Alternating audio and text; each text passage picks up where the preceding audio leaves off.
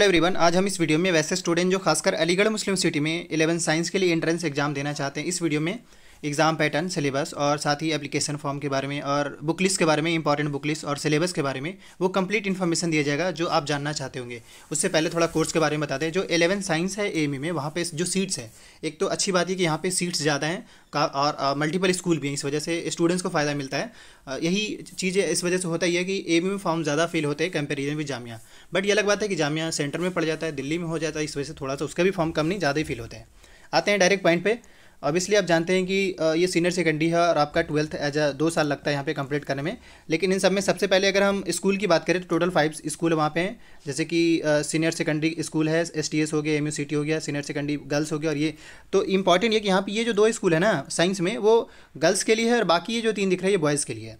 इसमें अगर देखा है तो सबसे ज़्यादा जो सीट्स है 650 सीट्स बॉयज़ के लिए है सीनियर सेकेंडरी में सईद हमीद, और 55 जो है वो एसटीएस में, और एमयू सिटी में 50 सीट्स है। तो टोटल अगर देखा जाए बॉयज़ का तो अराउंड जो हो गया 7, मतलब अराउंड 750 के आसपास, इससे ज़्यादा हो जा रहा है, बट फिर भी मान के चले कि 750 आपको कंसिडर कर सकते हैं। तो इतना सीट्स है सिर्फ 11th में, खासकर आपके एमयू में। वही गर्ल्स की बात करें तो टोटल जो है वो देख सकते हैं अराउंड 500 के आसपास है, देखा जाए तो 480 हो जा रहा है, बट सीट्स ये इतने वहाँ पे हैं। इसके अलावा अगर बाय द वे एंट्रेंस देना चाहते हैं तो सबसे पहले आप फॉर्म फिल करना चाहेंगे। अभी फॉर्म का डेट आया नहीं, बट ये मान के चले कि इस मंथ में एंड तक आने के चांसेस पूरे हैं। अपडेटेड रहेगा। अगर चैनल पे बने हैं तो कोई दिक्कत नहीं है, अगर पहली बार आए हैं तो सब्सक्राइब कर लीजिएगा। अब आते हैं आपके दूसरी चीज़ों पे यहाँ पे कि इसका जो एलिजिबिलिटी क्राइटेरिया ये जानना बहुत ज़रूरी है, क्योंकि इसके वजह से होता है कि एंट्रेंस क्वालिफाई कर गए, पता लगे आप एडमिशन के टाइम में आप टू बैक पवेलियन भेज दिया गया। तो ये थोड़ा सा नोटिसेबल बात यहाँ पे होता है। इंपॉर्टेंट ये है कि आपने जहाँ कहीं से भी 10th करा है, जहाँ से भी 10th करा है, एटलीस्ट आपका मतलब 45% मार्क्स होना चाहिए। अगर ये है तो देन आप इसमें एलिजिबल है, मतलब आप एडमिशन ले पाएंगे। एलिजिबल इन द सेंस कि आप तो एग्जाम दे ही लेंगे, लेकिन जब एडमिशन की बारी आती है तो उस टाइम मार्कशीट में आपका 45% ओवरऑल, मतलब इंग्लिश हो गया, साइंस हो गया, मैथ्स हो गया, इन सभी को मिलाकर एटलीस्ट 45% होना चाहिए। नॉर्मली बच्चे का होता है, लेकिन कभी कभी कुछ बच्चे के साथ दिक्कत होता है। इसके अलावा यहाँ पे एज लिमिट जो कि बच्चे का क्वेरीज आता है, यही है कि यहाँ पे आपका एज 19 ईयर से ज़्यादा नहीं होनी चाहिए, मतलब 19 साल से ज़्यादा है तो इसका मतलब आप नहीं वहाँ पे ले पाएंगे। और बाद बाकी चीज़ें बहुत कॉमन है। अगर आप सिलेक्शन लेना चाहते हैं तो सिंपल आपको एंट्रेंस टेस्ट देना पड़ेगा, कोई इंटरव्यू वगैरह का सीन नहीं है। एंट्रेंस दीजिए, क्वालिफाई करिए और एडमिशन लीजिए।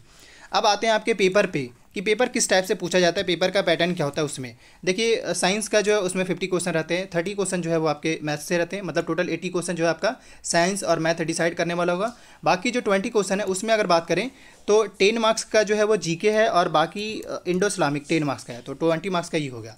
इसके अलावा इसके एंट्रेंस टेस्ट सेंटर जो नॉर्मली होते हैं एएमयू के, और सभी का नहीं होता है, बट 11th का होता है। 11th में जैसे बात करें तो आपका अलीगढ़ हो गया, लखनऊ हो गया, मेरठ हो गया, बरेली हो गया, जेएनके हो गया, कोलकाता, बिहार एंड किशनगंज, ये इनके एंट्रेंस टेस्ट सेंटर होते हैं। इसके अलावा ये जो मैं आपको दिखाना चाह रहा हूँ, मतलब एलिजिबिलिटी की बात करें तो डिप्लोमा और दोनों का सेम एलिजिबिलिटी है, क्योंकि दोनों का एक ही एग्जाम होता है। बस ये आपको फॉर्म फिल करने के टाइम ऑप्ट करना होता है कि क्या सिर्फ आप 11 के लिए देना चाहते हैं या फिर सिर्फ डिप्लोमा के लिए देना चाहते हैं। अब इसके बाद मैंने आपको ये सारी चीज़ बता दिया। अब इसके बाद जो आपके सिलेबस, एक बात और ऐड कर दें, इनके सिलेबस चेंज नहीं हो रहे हैं या ना होंगे। आपको अलग बात है, शायद लग रहा हो कि सीबीएसई ने जो है कुछ चैप्टर हटा दिया है, ऐसे कर दिया है, ऐसे कुछ नहीं होने वाला है। आप क्या करिए, बहुत अगर आपको दिमाग लगाना है तो क्वेश्चन पेपर चेक करिए। क्वेश्चन पेपर में अगर बदलाव दिखता है इसका मतलब बदलाव आया है, वरना कोई बदलाव नहीं आया है। अब मैं आपको सिलेबस दिखाने जा रहा हूँ। ये रहा आपका सिलेबस। एक बात और ऐड करते हैं, देखिए आप बराबर पूछ रहे होते हैं कि सर इसका सिलेबस क्या है, सिलेबस में घटा बड़ा, ऐसा कुछ नहीं है। हाँ, अगर आप सिलेबस एसेस करना चाहते हैं तो वीडियो के डिस्क्रिप्शन बॉक्स में टेलीग्राम का लिंक है, वहाँ से आप एसेस कर सकते हैं। लेकिन यह है कि जो मैं आपको दिखा रहा हूँ यही आपके एंट्रेंस टेस्ट में रहेंगे। जैसे जो टॉपिक मैं बता रहा हूँ एटलीस्ट ये आपको पढ़कर जाना होगा। ये रहा। अब यहाँ से सबसे पहले आपके फिजिक्स का स्टार्ट होते हैं, जैसे कि मोशन है, फोर्स है, ग्रेविटेशन है, वर्क एंड एनर्जी है, फ्लोटेशन, साउंड्स हो गया। इसके अलावा इफेक्ट ऑफ करेंट्स हो गया, मैग्नेट्स हो गया, नेचुरल फेनोमेना हो गया, रिफ्रैक्शन हो गया, सोर्सेज ऑफ एनर्जी हो गया। तो ये सारे हो गए आपके फिजिक्स के चैप्टर। इसके बाद अगर हम बात करें नेक्स्ट टॉपिक, यहाँ पे केमिस्ट्री का होता है। जैसे अगर देखें तो इनका जो सिलेबस है वो 9-10 पूरा है। तो अब आप कहेंगे सर इसमें पढ़े क्या। एक तो 9-10 का एनसीईआरटी उठा लीजिए सबसे पहले। उसके अलावा कोई भी अच्छी स्टैंडर्ड, हाई स्टैंडर्ड की बुक उठाइए, या सपोर्टिव मटेरियल हो। जैसे दिल्ली गवर्नमेंट के अंदर मैं देखता हूँ कि उनके सपोर्टिव मटेरियल के नाम से एक बुक चलता है, वो बहुत रिलेवेंट बुक होता है हमारे हिसाब से। तो आप है ना यूट्यूब ने बल्कि गूगल पे सर्च करके एसेस करने की कोशिश करिएगा। ये सपोर्टिव मटेरियल बहुत हेल्प करेगा आपको, मतलब सिंपल गूगल पे जाकर chapter wise supportive material search करिएगा। जैसे डी डेफिनेशन ऑफ मैटर जो है आपका, या फिर simple matters nature around and behaviour के बारे में, और फिर सर्च करिएगा सपोर्टिव मटेरियल। तो ये हो गया, ये आपका क्लास 9 का टॉपिक हो गया। इसके अलावा अब यहाँ से एसिड हो गया बेस, और ये केमिस्ट्री में ही है, कार्बन कंपाउंड हो गया, पीरियोडिक टेबल हो गया, कंजर्वेशन ऑफ नेचुरल रिसोर्स हो गया। तो ये आपके 10th के सिलेबस हो गए। इसके अलावा यहाँ पे केमिस्ट्री में कुछ जनरल साइंस है, वो आपको ये थोड़ा सा पढ़ के जाना होगा। एंड ये आपके मैंने केमिस्ट्री के सिलेबस बताया। लाइफ साइंस में जैसे बायो का पार्ट हो गया, life process, control and coordination, reproduction, तो ये तो आपके 10th के ही चैप्टर हैं। मतलब अगर इसमें देखा जाए तो 10th का बायो अगर अच्छे से पढ़ के जाया जाए तो बहुत हद तक किया जा सकता है, लेकिन फिर भी आप उतना पे नहीं रह सकते, क्योंकि आपका वेटेज ऑलमोस्ट कॉमन रहता है, मतलब सेम रहता है, क्योंकि इसके जो क्वेश्चन बनते हैं वो 50 बनते हैं। तो मान के चलिए कि 50 में एटलीस्ट जो है आपको 15 या 16 के आसपास क्वेश्चन जो है बायो से दिखेगा, और वो जो बायो का क्वेश्चन होगा वो आपका 9-10 लगभग रिलेवेंट मिला जुला कर है, क्योंकि इन्होंने 9th को भी सिलेबस को ऐड कर रखा है, 9-10 दोनों को। यहाँ से आपके मैथ्स के सिलेबस है, तो मैथ के सिलेबस ये कि अगर आप 9-10 को रिलेट करके पढ़ेंगे तो आराम से मुश्किल से 15-16 चैप्टर ऐसे ही बनेंगे टोटल, जब 9-10 को रिलेट करके पढ़ेंगे तब। तो ऑब्वियसली 9-10 का पूरा आपको पढ़कर जाना पड़ेगा, लेकिन एनसीईआरटी के साथ साथ कोई अच्छी रिलेवेंट बुक, जैसे कि आप चाहें तो आर.डी. शर्मा का इसमें फॉलो कर सकते हैं। आर.डी. शर्मा बहुत हद तक रिलेवेंट बुक इसमें माना जाता है। ये हो गया। इसके अलावा ये है ना कि आप जितना ही ज़्यादा से ज़्यादा प्रैक्टिस किए रहेंगे, रिवीजन किए रहेंगे, तो वो उसका फ़ायदा आपको वहाँ मिलने वाला होगा। और एक बात और ऐड कर दें, स्टूडेंट्स सिर्फ के द्वारा 11 साइंस के लिए, वैसे स्टूडेंट्स जो ऑनलाइन कोचिंग करना चाहते हैं, वीडियो के डिस्क्रिप्शन बॉक्स में कॉन्टैक्ट डिटेल मेंशन, आप ज्वाइन कर सकते हैं, खासकर एमयू के लिए स्टूडेंट्स के लिए। ये ट्राइंगल का चैप्टर्स हो गया, इसके अलावा क्वाड्रिलेटरल हो गया, एरिया हो गया, सर्कल हो गया। तो ऑब्वियसली ये 9-10 में भी, मतलब 9th में भी है और 10th में भी है, तो आप रिलेट करके पढ़ सकते हैं। मतलब आप जैसे पॉलिनोमियल की बात करें तो 9 में भी है, 10 में भी है, तो दोनों को मिलाकर पढ़ लीजिए, अलग अलग पढ़ने की कोई ज़रूरत नहीं है। अब यहाँ से अभी तक जो है मैंने आपको 80 मार्क्स का ऑलमोस्ट क्वेश्चन बता दिया, मतलब 80 मार्क्स का सिलेबस होता है। अब यहाँ से जो है 20 मार्क्स का स्टार्ट हो रहा है।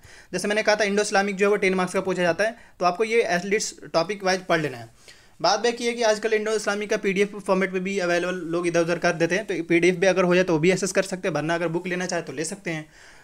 कोशिश करूँगा कि बुक का लिंक वीडियो के डिस्क्रिप्शन बॉक्स में डाल दो, ताकि आप खुद भी परचेज कर सके। ये इंडो इस्लामिक का सिलेबस रहा। अब इसके बाद जो है यहाँ पे देखिएगा, ये यहाँ से जनरल नॉलेज का, क्योंकि मैंने कहा था कि जीके से 10 क्वेश्चन पूछे जाएंगे, तो जीके में 10 से कहाँ से पूछेंगे वो देखिए।